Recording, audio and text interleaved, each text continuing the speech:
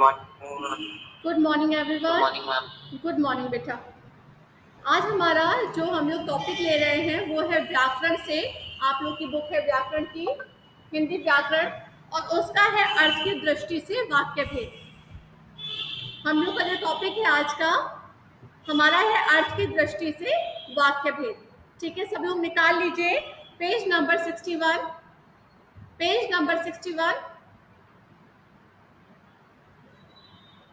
एक चीज मैं आप लोगों को फिर बता रही हूँ कि जो बच्चे मेरा क्लास अटेंड करेंगे उन्हीं बच्चों की अटेंडेंस लगाई जाएगी, चाहे मुझे कितनी भी अटेंडेंस आप लोग क्यों ना सेंड कर दें। इतना मैं बता रही हूँ सबको। जो बच्चे क्लास अटेंड कर रहे हैं उन्हीं की अटेंडेंस लगाई जाएगी, और वो सब मेरे पास नोट हो जाता है किन किन बच्चों ने क्लास अटेंड की है। ठीक है, तो ये चीज ध्यान रखेंगे सब बच्चे।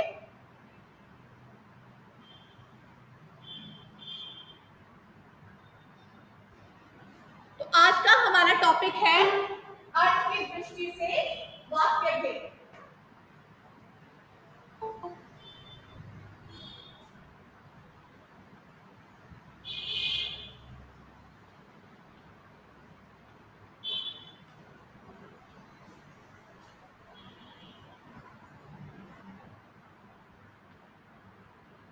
सबको ब्लैक बोर्ड दिखाई दे रहा है? Yes ma'am. Okay. Yes yes ma'am. Ma'am. अच्छा, मैंने सुन लिया यस मैम। ठीक है, एक ने बोल दिया काफी है। तो सबसे पहले आती है इसकी परिभाषा। सबसे पहले आप लोग जानेंगे कि वाक्य भेद होते क्या हैं। तो देखिए आप लोग, भाषा की सबसे छोटी इकाई वर्ण होती है। वर्ण आप सबको पता है, का खा गा घा जो होते हैं वो वर्ण कहलाते हैं। स्वर और वर्ण सबको पता होंगे। स्वर क्या होते हैं? स्वर क्या होते हैं बेटा? आ ई जो होते हैं वो होते हैं हमारे स्वर, और आ का खा गा घा जो होते हैं वो वर्ण कहलाते हैं। ठीक है, तो जो वर्ण होते हैं का खा गा घा, जब वो एक, हम कई सारे वर्णों को मिला के एक शब्द बनाते हैं। अगर वो शब्द बड़ा है तो काफी वर्ण लगेंगे, ठीक है, छोटा है तो तीन चार वर्णों को मिलाकर हमारा एक शब्द बनता है। और शब्द का हमारा जो प्रयोग होता है वो हम वाक्य में करते हैं। जैसे मैं अभी आपसे बात कर रही हूँ, आपको क्लास में पढ़ा रही हूँ, ठीक है, तो मैं एक वाक्य को पूरा करके आपको समझा रही हूँ, और मेरी बात आप लोगों को तभी समझ में आएगी जब आपको वो भाषा का ज्ञान होगा। ठीक है, हर भाषा के कुछ अपने वाक्य होते हैं, चाहे वो आप अंग्रेजी ले लें, चाहे संस्कृत ले लें, चाहे हिंदी ले लें। ठीक है, तो हर भाषा का जो अपना वाक्य होता है तो वो कुछ वर्णों को, कुछ अपने अल्फाबेट्स को मिला के बनता है। इस तरीके से हिंदी में बताया गया है भाषा की सबसे छोटी इकाई वर्ण होती है। इन्हीं वर्णों के सार्थक समूह से शब्द बनते हैं। सार्थक समूह क्या होता है बेटा? वर्ण हमने मिला तो दिए लेकिन उसको हम समझा नहीं पा रहे, दूसरे तक अपने मैसेज को कन्वे नहीं कर पा रहे, हमारी बात सामने वाले को समझ में नहीं आ रही है, तो वो क्या होगा? निरर्थक होगा। ठीक है, वो होगा निरर्थक। जैसे आप लोगों ने कभी सुना होगा म्यूजिक में एक होता है तराना। ठीक है, तो तराना जो होता है निरर्थक बोलों का समूह होता है, निरर्थक बोल होते हैं उसमें। जैसे आप लोगों ने एक पुराना गाना था मधुबन में राधिका नाचे रे, उसमें लास्ट में होता है तराना, तो निरर्थक बोले उसका कोई भी अर्थ नहीं निकला। लेकिन यहाँ पे बताया है सार्थक शब्दों का समूह। सार्थक शब्द क्या होते हैं? सार्थक शब्द वो होते हैं जो हम अपनी भाषा में प्रयोग करते हैं और हमारा जो मैसेज है वो सामने वाले तक वो अच्छी तरीके से पहुंच जाता है, मतलब सामने वाला उस चीज को समझ जाता है। ठीक है, सार्थक शब्द समूह मिलकर वाक्य की रचना करते हैं। जो सार्थक शब्द समूह होते हैं वो एक वाक्य बनाते हैं, और वो वाक्य जो है वो हम लोग अपनी रोजमर्रा की भाषा में प्रयोग में लाते हैं। वाक्य के मेल से भाषा बनती है। वाक्य किसी विचार एवं भाव को व्यक्त करने की पूर्ण क्षमता रखते हैं। जो हमारे वाक्य होते हैं वो हमारे विचारों को दूसरे तक पहुंचाने में और पूरी उसको और समझाने में पूरी क्षमता रखते हैं। मतलब अगर हम आपको मैं इशारे करूं, अगर आपको साइन लैंग्वेज नहीं आती तो आप उस चीज को नहीं समझ पाओगे कि मैं क्या बोलना चाह रही हूँ। लेकिन मैं ऐसा बोल दूं सिर्फ वाहिद गया घर, फिर भी समझ में नहीं आएगा। मैंने बोला वाहिद अपने घर गया, तो ये पूरा एक वाक्य बना। ठीक है, यशमीत ने आज पढ़ा, तो ये पूरा एक वाक्य बना। ठीक है, तो वाक्य सामने वाले को समझाने के लिए हम अपने सार्थक जो शब्द होते हैं उनको मिलाते हैं और एक वाक्य बनाते हैं। इतना समझ में आया आप सबको? अतः हम कह सकते हैं ऐसा सार्थक शब्द समूह जो व्यवस्थित हो तथा पूर्ण अर्थ व्यक्त करे, अथवा शब्दों के सार्थक समूह को वाक्य कहते हैं। शब्दों के, अब क्या है यहाँ पे देख लीजिए,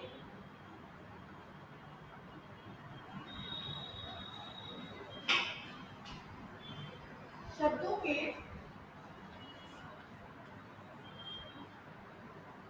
सार्थक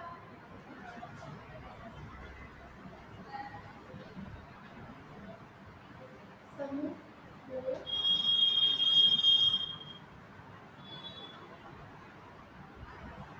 वाक्य,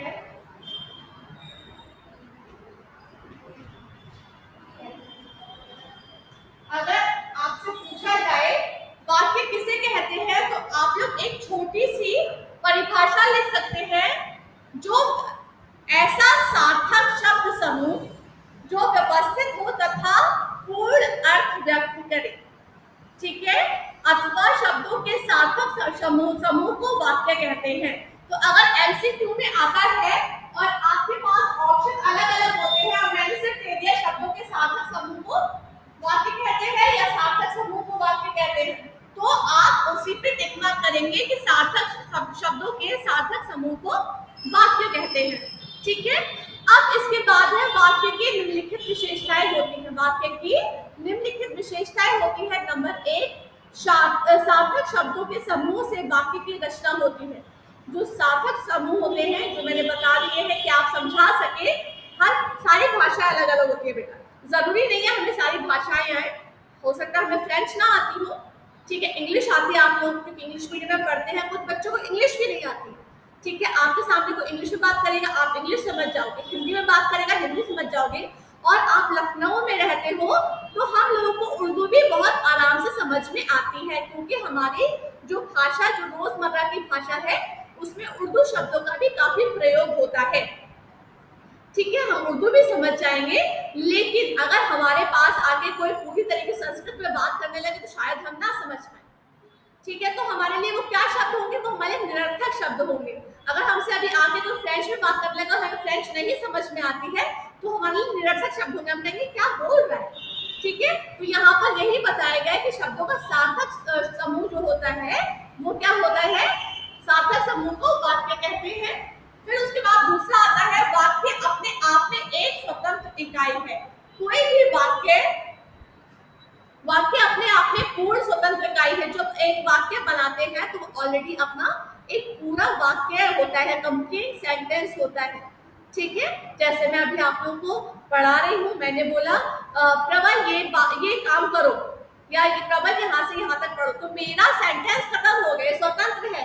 मैं उसको कितना भी लंबा कर सकती हूँ, उसको कितना भी छोटा कर सकती हूँ, और मैं उसको कहीं भी यूज कर सकती हूँ, तो ये मेरे ऊपर डिपेंड करता है। ठीक है, फिर उसके बाद अगला पॉइंट है आपका वाक्य किसी न किसी भाव या विचार को पूर्णतः प्रकट कर पाने में सक्षम होता है। जो वाक्य होता है, जब हम कोई भी बात करते हैं तो अपने विचार सामने वाले तक पहुंचाते हैं। उसमें हमारे कुछ भाव भी होते हैं, हो सकता है हम बहुत खुश हो सकता है हम लोग बहुत दुखी हो सकता है हम आश्चर्यचकित हो, तो हमारे जो भाव होते हैं वाक्य के द्वारा ही सामने वाले तक पहुंच पाते हैं। ठीक है, फिर उसके बाद आता है वाक्य में आने वाले शब्दों या पदों के बीच एक निश्चित क्रम होता है। क्रम होना आवश्यक होता है। अगर आपके जो शब्द हैं, जो आप बात कर रहे हैं, उसमें क्रमानुसार आप बात नहीं कर रहे हैं, तो सामने वाले को आपकी बात समझ में ही नहीं आएगी। फिर पॉइंट है आपका वाक्य की रचना उद्देश्य एवं विधेय के योग से होती है। वाक्य की जो रचना होती है तो उद्देश्य एवं विधेय के योग से होती है। उद्देश्य क्या होता है, वाक्य के 2 अंग माने गए हैं। अगर आपका प्रश्न आता है वाक्य कितने अंग माने गए हैं, वाक्य के 2 अंग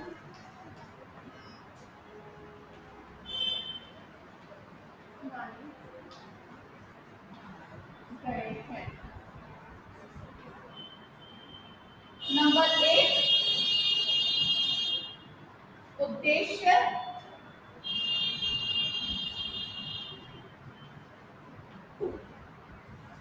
और नंबर 2 विधेय।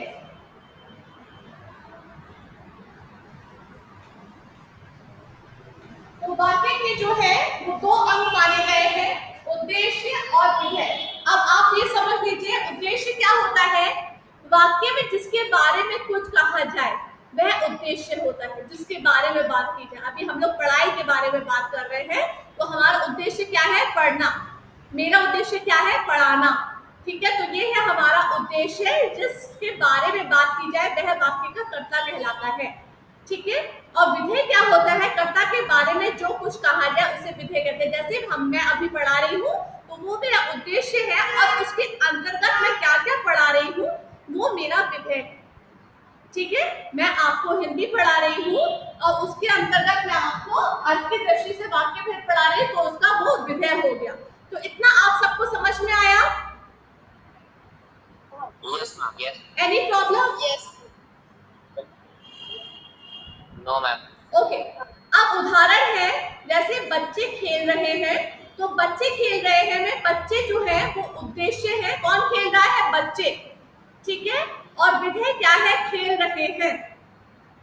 ठीक है, दूसरा है पिताजी बाजार जा रहे हैं, तो इसका उद्देश्य क्या है, पिताजी, और बाजार जा रहे हैं इसका विधेय है।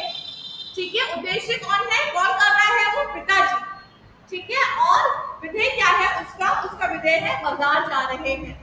जैसे नंबर 3, अध्यापकों ने विद्यार्थियों को पुरस्कार वितरित किए, तो किसने, ये उद्देश्य क्या है, उद्देश्य है अध्यापकों ने, और उसके बाद जो विधेय है विद्यार्थियों को पुरस्कार वितरित किए। ठीक है, फिर नंबर 4 है अरुणेंद्र जी चाय पी रहे हैं, तो इसका जो उद्देश्य है अरुणेंद्र जी है, और विधेय क्या है, चाय पी रहे हैं। ठीक है, अब इसके आगे जो आते हैं वाक्य के आवश्यक तत्व, ये जो चीजें हैं बेटा ये सिर्फ समझने वाली है। जो आपका मेन जो चैप्टर स्टार्ट होगा वो है आपका पेज नंबर 64 से, क्योंकि आपके अर्थ की दृष्टि से कितने वाक्य भेद हैं मैं इसके बाद समझाऊंगी। ये जो बीच में पेज नंबर 62 एंड 63 है, ये समझने वाली चीजें हैं, क्योंकि अगर ये आपको समझ में आ जाता है तो आपको पूरा पाठ आराम से समझ में आ जाएगा, और व्याकरण आप लोग आराम से कर लोगे। और मैं एक चीज आप लोगों को फिर बता दूं कि व्याकरण वाला जो पार्ट होता है वो बहुत स्ट्रांग होता है। अगर आप लोग का व्याकरण वाला जो पार्ट है वो आपने बिल्कुल सही कर दिया, तो आपके अच्छे मार्क्स 10-20 मार्क्स जो है आपको मिलेंगे ही मिलेंगे। उसमें आपका अपठित गद्यांश आ गया, उसके बाद आपका व्याकरण पार्ट आ गया, तो अगर आपने ये सही कर दिया तो आपको पूरे मार्क्स मिलने ही मिलने हैं। ठीक है, इस चीज को आप लोग ध्यान रखेंगे। तो व्याकरण में अगर आपकी गलती हुई तो आपके मार्क्स कटने हैं, तो इस चीज को भी आप ध्यान रखेंगे। ठीक है, तो व्याकरण वाला पार्ट आपको अच्छे से करना है। अब वाक्य के आवश्यक तत्व, वाक्य के आवश्यक तत्व क्या है,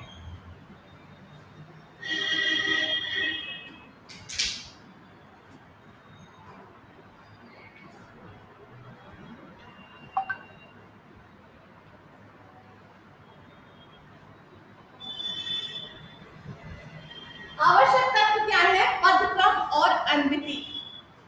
ठीक है, पद क्रम और अन्विति, जैसा नाम से आपको समझ में आ रहा होगा, पद क्रम क्या होता है, वाक्य के अर्थ को स्पष्ट करने के लिए पदों को उचित स्थान पर रखना ही पद क्रम होता है। मतलब क्रम के अनुसार एक के बाद एक वाक्य के अर्थ को स्पष्ट करने के लिए पदों को उचित स्थान पर रखना क्या होता है, पद क्रम कहलाता है। इसके नाम से ही आप लोग समझ जाएंगे। जैसे मोहन स्कूल जाता है, ठीक है, तो मोहन क्या है, कर्ता, स्कूल कर्म, और जाता है क्रिया।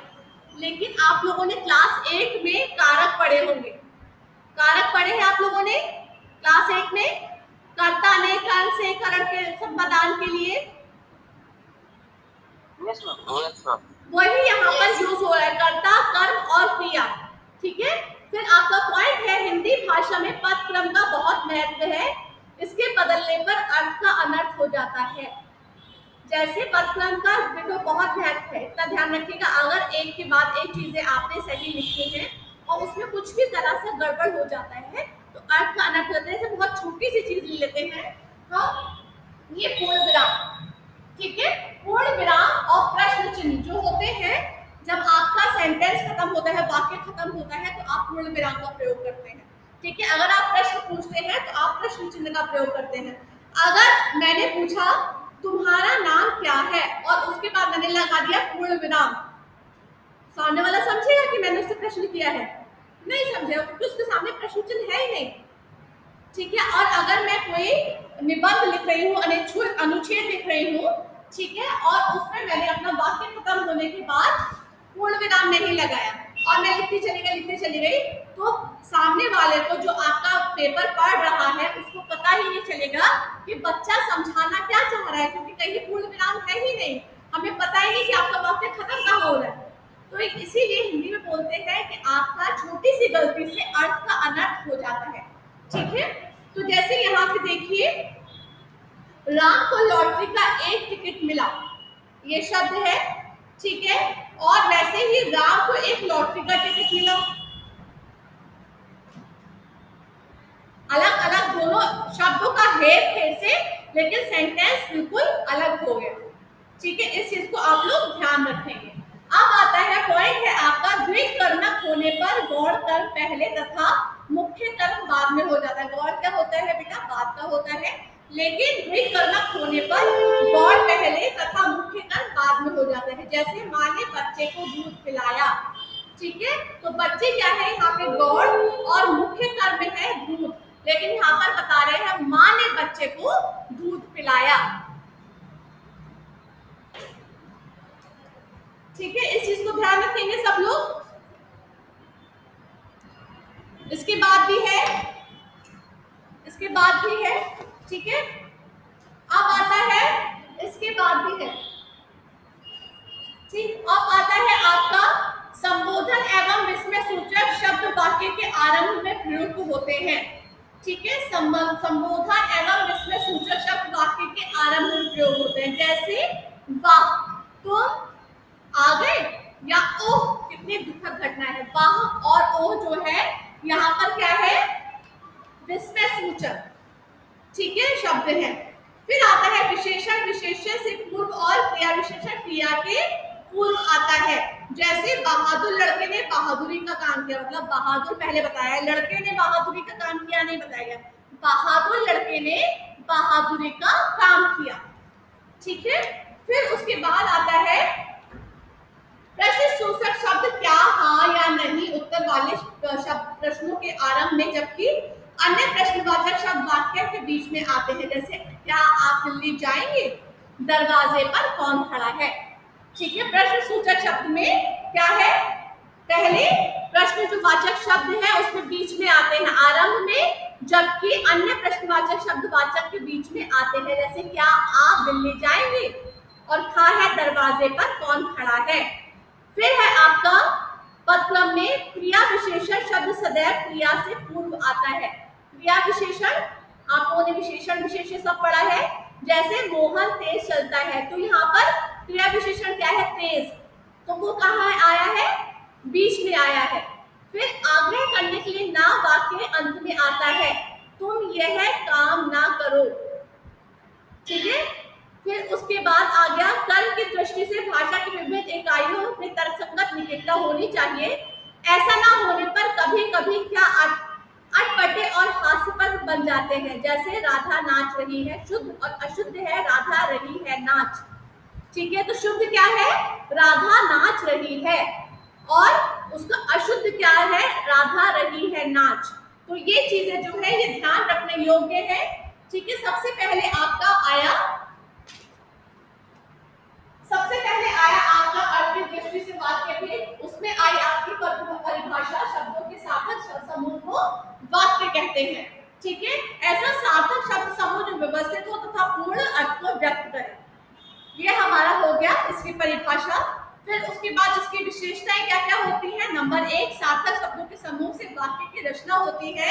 वाक्य अपने आप में पूर्ण स्वतंत्र इकाई है। वाक्य किसी न किसी भाव या विचार को पूर्णतः प्रकट कर पाने में सक्षम होता है। वाक्य में आने वाले शब्दों या पदों के बीच में निश्चित क्रम होता है। वाक्य की रचना उद्देश्य एवं विधेय के योग से होती है। ये हुआ हमारा वाक्य। अब वाक्य के अंग क्या होते हैं? वाक्य के दो अंग माने गए हैं, उद्देश्य और विधेय। ठीक है, वाक्य के दो अंग माने गए हैं, उद्देश्य और विधेय। ठीक है, और उसके बाद उद्देश्य के अंतर्गत क्या आता है? उद्देश्य के अंतर्गत आता है वाक्य में जिसके बारे में कुछ कहा जाए, वह उद्देश्य होता है। यह वाक्य का कर्ता कहलाता है। जैसे मैं इस टाइम पढ़ा रही हूँ, ठीक है। फिर विधेय क्या है? कर्ता के बारे में जो कुछ कहा जाए उसे विधेय कहते हैं। जैसे बच्चे खेल रहे हैं, तो यहाँ पर बच्चे जो है वो क्या है? उद्देश्य है, और विधेय क्या है? खेल रहे हैं। ये आपका हुआ उद्देश्य और विधेय। फिर उसके बाद आते हैं वाक्य के आवश्यक तत्व। फिर आते हैं वाक्य के आवश्यक तत्व।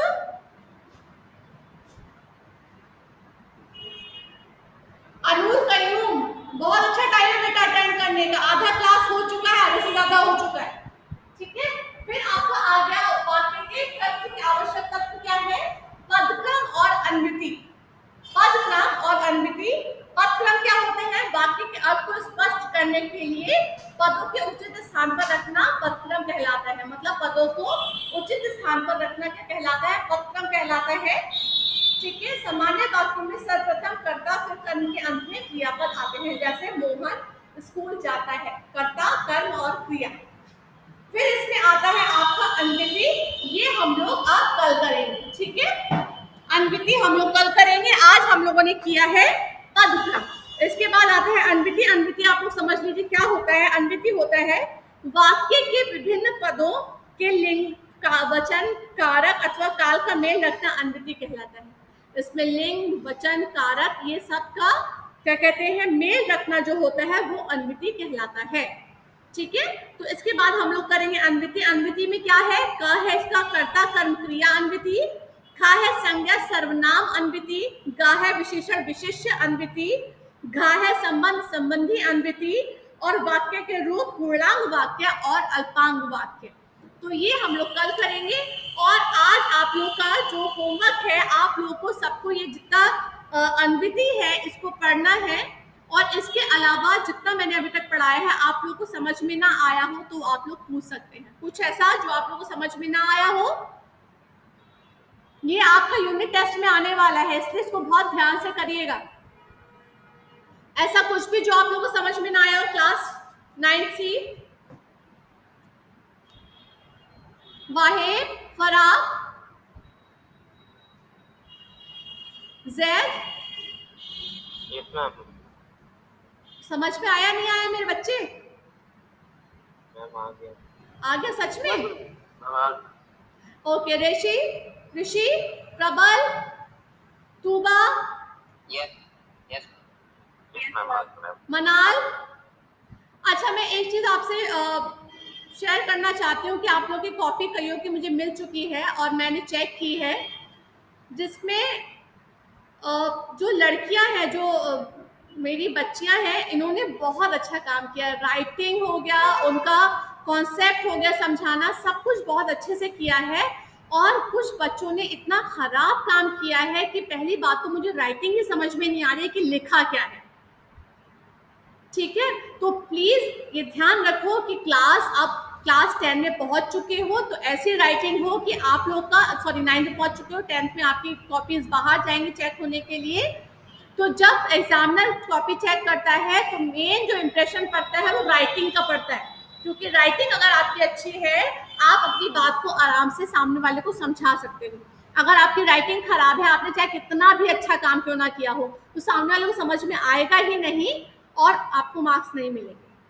तो इस चीज को ध्यान रखेंगे कि आप लोग की राइटिंग पे ध्यान देंगे, अपने जो क्या कहते हैं मात्राएं हैं उन पे ध्यान देंगे सब बच्चे। ठीक है, तो आप लोग की कॉपी जल्दी आप लोग को मिल जाएंगी, सारी कॉपीज एक साथ मिल जाएंगी। आप लोग को जो टाइम स्लॉट दिया जाएगा पेरेंट्स को, उस टाइम पे आना है और अपनी अपनी कॉपी को कलेक्ट करके लेके जाना है। अगर आप लोग साथ में आना चाहते हैं अपनी कॉपीज को कलेक्ट करने के लिए, तो आप लोग आ सकते हैं, लेकिन पेरेंट्स के साथ। ठीक है, तो आप लोग अपने पेरेंट्स को ला सकते हैं या आपके पेरेंट्स आ सकते हैं, कॉपी को ले लें। और आप लोग की एक मेरे को कंप्लेंट मिली है सब बच्चों की 9C के, और कंप्लेन ये है कि आप लोग दूसरे क्लासेस, दूसरे सब्जेक्ट क्लासेस अटेंड नहीं करते हैं। बहुत कम बच्चे होते हैं जो क्लास को अटेंड करते हैं, और ये अच्छी बात नहीं है। अगर आपकी क्लास टीचर तक आपकी कंप्लेंट पहुंच रही है तो बहुत ही खराब बात है। क्लास अटेंड करोगे बेटा तो समझ में भी आएगा। तो मैम ने आज मुझे बोला है, तुम्हारी कई टीचर्स ने मुझे बोला है कि तुम लोगों का जो नाम है, जो जो बच्चे क्लास अटेंड नहीं कर रहे हैं वो सीधा फादर को देंगी वो लोग। तो वाहिद और प्रबल, आज एक मैसेज आप लोग ग्रुप पे करोगे अपने फ्रेंड्स को कि क्लासेस, जितने भी सब्जेक्ट क्लासेस हैं सब अटेंड करें, नहीं तो आप लोगों का जो नाम है, चाहे आपने मेरी क्लास अटेंड की हो, चाहे अटेंडेंस लगी हो, अगर आपका नाम फादर के पास चला गया तो आप लोगों के लिए प्रॉब्लम होगी। इतना ध्यान रखिए।